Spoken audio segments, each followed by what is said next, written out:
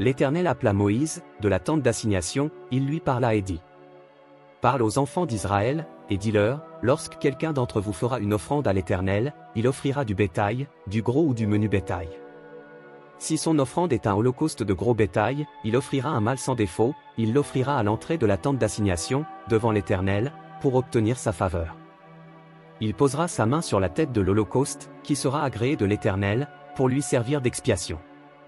Il égorgera le veau devant l'Éternel, et les sacrificateurs, fils d'Aaron, offriront le sang, et le répandront tout autour sur l'autel qui est à l'entrée de la tente d'assignation.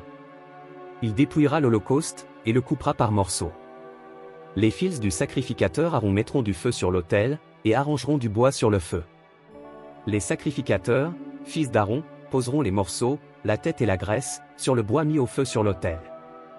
Il lavera avec de l'eau les entrailles et les jambes, et le sacrificateur brûlera le tout sur l'autel. C'est un holocauste, un sacrifice consumé par le feu, d'une agréable odeur à l'Éternel.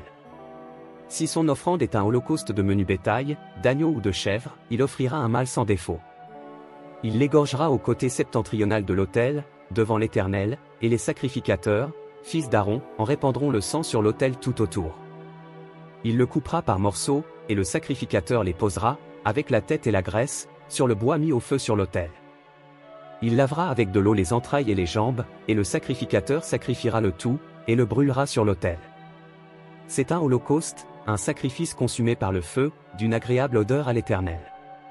Si son offrande à l'Éternel est un holocauste d'oiseaux, il offrira des tourterelles ou de jeunes pigeons.